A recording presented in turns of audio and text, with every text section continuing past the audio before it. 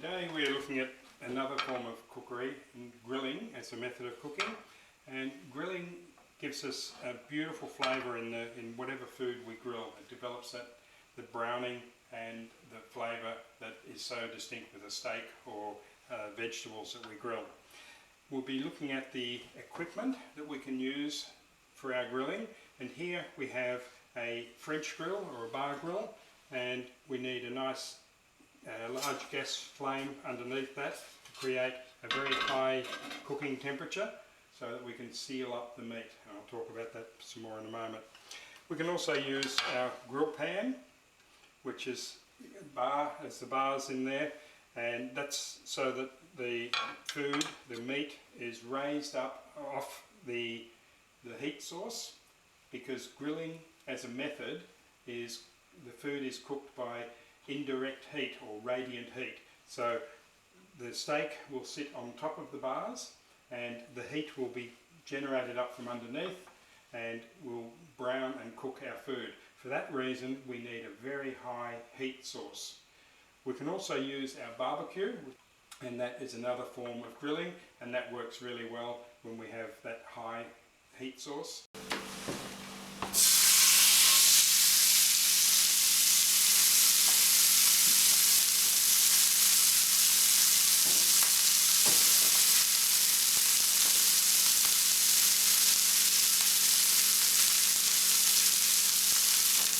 The steak is being sealed over high heat, and I'm going to turn the steak at 90 degrees to get a nice crisscross bar pattern on the steak so that it'll look good on the plate.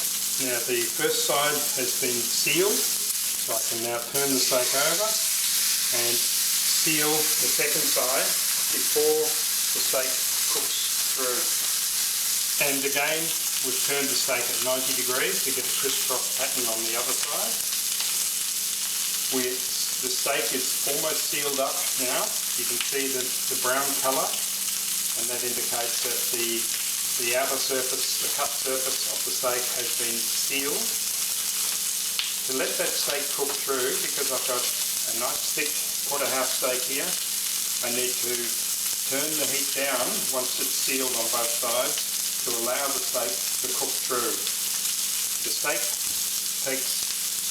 this thick takes quite a while to cook right through, and we have to give it that time to cook and let the heat pass through the meat. The heat travels or moves through the meat by the molecules on the outside getting hot and then transferring the heat onto the next molecule and the next molecule and the next molecule. So this takes time.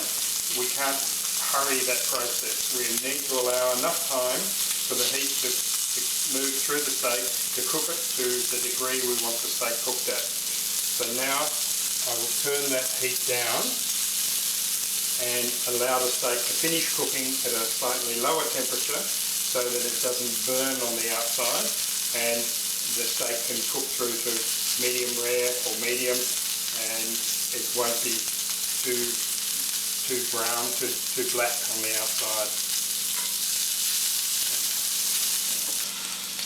When you think the steak is ready to the degree of doneness that you require, whether it's rare or medium or well done, we can check by the feel of the meat. And as a guide, if you gently touch the muscle of your thumb, there is rare. Just touch the first finger, not pressing hard. You've got medium and well done. This gives you an indication as to how the steak is cooked. The steak is cooked through to the stage, to a rare stage, which is what I want.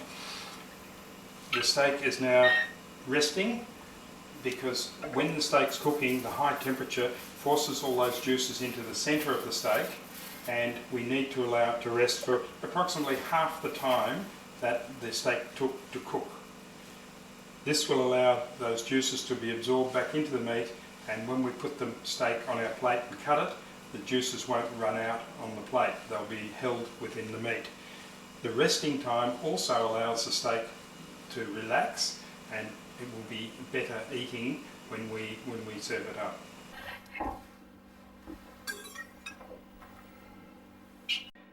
Now the steak is cooked through to the desired degree of doneness there. It's medium rare and it's well rested, so we've got a lovely piece of steak to serve on our plate.